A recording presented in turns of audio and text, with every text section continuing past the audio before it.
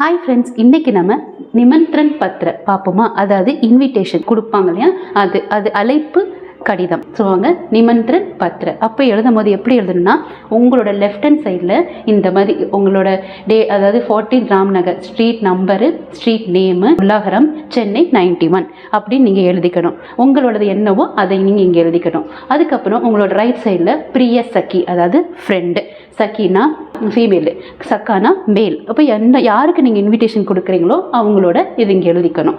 தும்ஹே யஹ யாத் ஹே அப்படின்னா, தும்ஹே உனக்கு, யஹ யாத் ஹே நீங்கள் இந்த ஞாபகம் இருக்கும்.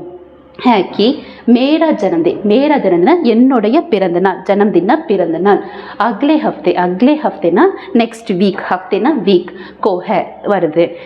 इस अवसर पर இந்த सिचुएशनல, அதாவது बर्थडे வருது இல்லையா அந்த நேரத்தில், पर एक समारोह का आयोजन किया गया है. समारोहனா நாங்கள் ஒரு ஃபங்க்ஷன் வச்சுருக்கோம், ஆயோஜன்னா ஏற்பாடு பண்ணியிருக்கோம். किया गया है.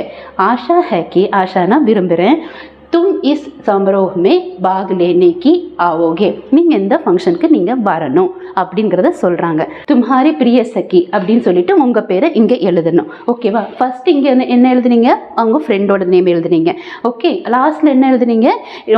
உங்கள் நேம் எழுதுறீங்க. ஸோ இது ரெண்டும் எங்கே வருது? லெஃப்ட் ஹேண்ட் சைடில் தான் வருது. ஓகே, இங்கே பர்த்டே இதுனால டேட் தேவைப்படாது. இப்போ இதவே நான் உங்களுக்கு திரும்ப படித்து காட்டி இங்கிலீஷில் சொல்கிறேன். ஓகே, 14 रामनगर, उल्लागरम, चेन्नई 91.